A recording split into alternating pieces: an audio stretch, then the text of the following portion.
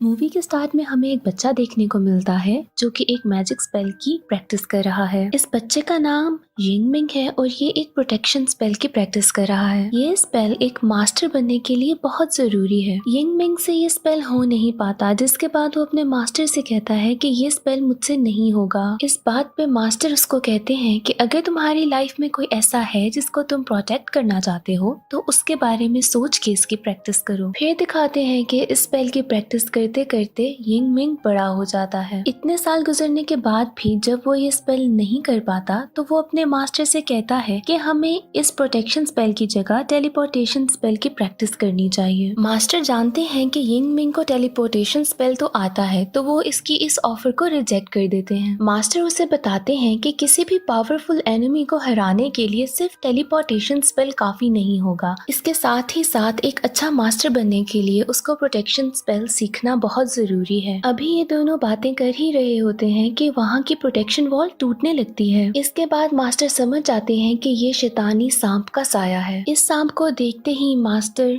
यिंगमिंग को किसी दूसरी डायमेंशन में ट्रांसपोर्ट कर देते हैं और इसके बाद अपने 3 गार्डियन स्पिरिट्स को बुलाते हैं। ये तीनों गार्डियन स्पिरिट्स यहाँ मास्टर की हेल्प करने के लिए आते हैं। यहाँ 2 गार्डियन स्पिरिट्स उस प्रोटेक्टिव वॉल को बचाने की कोशिश करते हैं और एक गार्डियन स्पिरिट मास्टर को प्रोटेक्ट करती है, पर इन 3 गार्डियन स्पिरिट्स की हेल्प का कोई फायदा नहीं होता और प्रोटेक्टिव वॉल टूट जाती है। इतने में वहाँ पर यिंगमिंग बाकी स्टूडेंट्स को लेकर पहुँच जाता है। वो सांप इन सब पे हमला करने ही वाला होता है कि मास्टर जी सब स्टूडेंट्स को कहते हैं कि वो प्रोटेक्शन स्पेल यूज करें। जहाँ बाकी स्टूडेंट्स प्रोटेक्टिव स्पेल इस्तेमाल करने लगते हैं, यिंगमिंग मास्टर की बात नहीं सुनता और टेलीपोर्टेशन स्पेल यूज करने लगता है। यहाँ सांप यिंगमिंग पे अपना जहरीला अटैक करने ही लगता है। मास्टर यिंगमिंग के सामने आके उसको बचा लेते हैं। यहीं दूसरी तरफ मास्टर का एक गार्डियन स्पिरिट खुद को सैक्रिफाइस करके सांप को मार देता है। अब यिंगमिंग अपने मास्टर की डेथ से बहुत परेशान है और बहुत ही ज्यादा दुखी कि उसकी वजह से उसके मास्टर के पूरे जिस्म में जहर फैल रहा है। मास्टर मरने से पहले यिंगमिंग को इस सांप की सच्चाई बताते हैं। वो बताते हैं कि कैसे 300 साल पहले इंसानों की ही लालच की वजह से ये सांप जन्म लेता है। इस सांप को कैद करने के लिए 4 मास्टर सामने आए थे जो मिल के इस सांप को इंपीरियल सिटी में कैद करते हैं, जो कि अब भी इंपीरियल सिटी की रानी की बॉडी में कैद है और उसकी प्रोटेक्शन 4 स्टोन गार्डियंस करते हैं और वो फिलहाल स्टैचू की शक्ल में सोए हुए हैं। ये है ड्रैगन स्टैचू, टर्टल स्टैचू,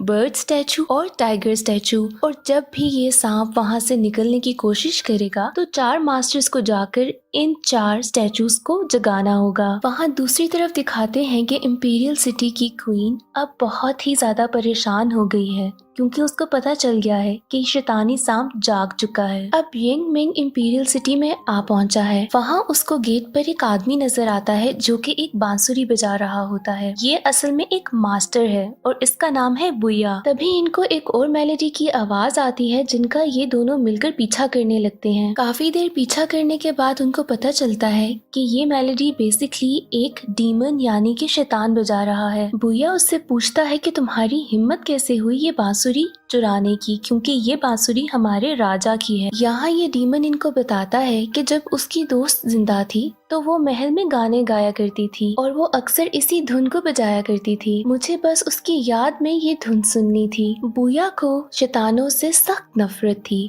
यहाँ पर वो शैतान को मारने ही वाला होता है कि यिंगमिंग उसको बचा लेता है। यहाँ यिंगमिंग बुया को बताता है कि ये एक डीमन तो जरूर है पर इतना भी कोई बुरा नहीं कि तुम उसको मार दो। बुया यिंगमिंग से कहता है कि ये एक शैतान है और बहुत बुरा है, इसको अच्छाई और प्यार के बारे में क्या पता। यिंगमिंग कहता है कि क्यों नहीं, इसको क्यों नहीं पता होगा। इन्हीं बातों की वजह से यिंगमिंग और बुया में लड़ाई हो जाती है। लड़ाई में यिंगमिंग उसको हरा देता है, जिसके बाद बुया वहाँ से चला जाता है।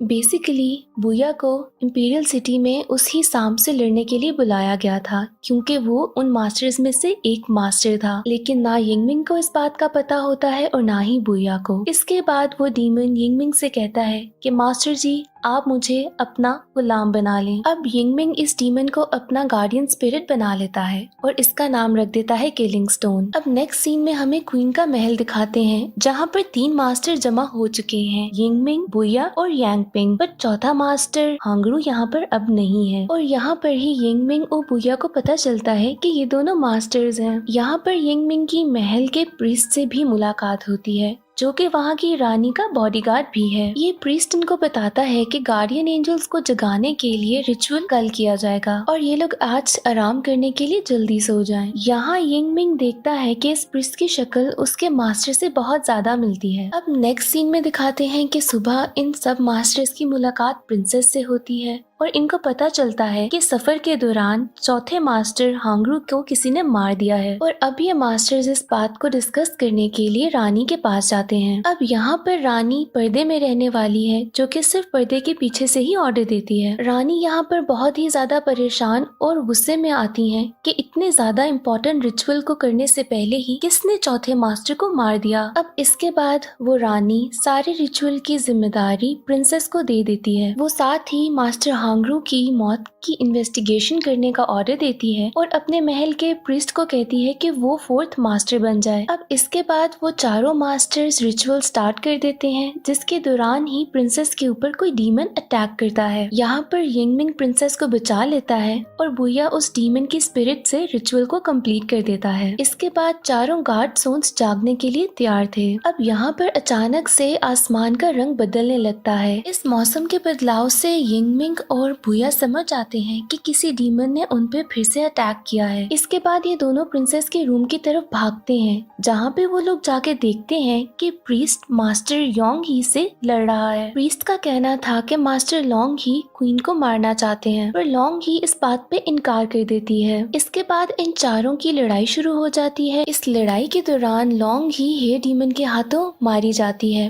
पर मरने से पहले लोंग ही यिंगमिंग को रानी के बारे में कुछ बताती है पर ये बात अच्छी तरीके से यिंगमिंग नहीं सुन पाता। अब अगली सुबह बुया और यिंगमिंग मिलते हैं जहाँ बुया उसको बताता है कि उससे प्रीस्ट पर शक है लेकिन यिंगमिंग का कहना कुछ और है। वो बताता है कि उसको उल्टा रानी पर ही शक है। यहाँ ये दोनों एक दूसरे के अगेंस्ट होकर ही अपनी अपनी इन्वेस्टिगेशन शुरू कर देते हैं। अब यिंगमिंग अपने रूम में जाता है तो देखता है कि प्रिंसेस उसकी सॉर्ड को चुराने की कोशिश करी है। ये वो सॉर्ड है जो कि मास्टर ने यिंगमिंग को दी थी और इसी सॉर्ड से उस सांप को मारा जा सकता था। यहाँ यिंगमिंग प्रिंसेस से पूछता है कि वो उसकी सॉर्ड को क्यों चुरा रही थी बट इससे पहले कि प्रिंसेस यिंगमिंग को कुछ बताती वहाँ हेयर डीमन आकर प्रिंसेस पे हमला कर देती है। यहाँ ये हेयर डीमन यिंगमिंग को बताती है कि वो इस बात के लिए 60 ईयर्स से इंतजार कर रही थी और उसी के पास से यिंगमिंग को रानी की एक तस्वीर मिलती है जिसमें वो बिल्कुल प्रिंसेस जैसी नजर आ रही हैं। इसको देख के यिंगमिंग सारी बात समझ आता है और वो इसके बाद बुया के पास जाता है कि वो सारी बात उसको बताए। यहाँ पर बुया प्रिस्ट के पास पहुंचा होता है उससे इन्वेस्टिगेशन करने के लिए। यहाँ यिंगमिंग देखता है कि बुया जमीन पर गिरा हुआ है और वहाँ से प्रीस्ट भाग चुका है। यहाँ यिंगमिंग बुया को उठाता है और ये दोनों महल से बाहर जाते हैं।